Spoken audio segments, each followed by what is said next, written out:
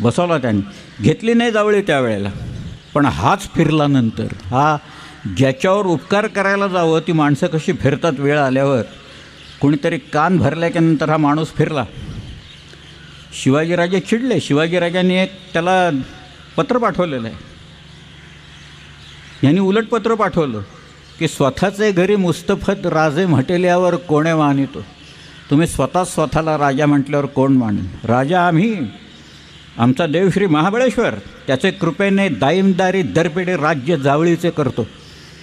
मग शिवाजीराजे इतके चिडले की सिंहासन खाली करून हात रुमाले बांधून राजे न म्हणवून भेटीस येणे.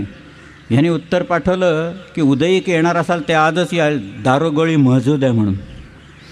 उद्या येणार असाल तर आजच इथं या, आमच्याकडं दारुगोळा भरपूर तयार आहे तुमच्या विरुद्ध लढण्यासाठी. ज्याच्यावर उपकार केले तो माणूस अशी पत्र लिहितो आहे शिवाजी महाराज. महाराज चिडले.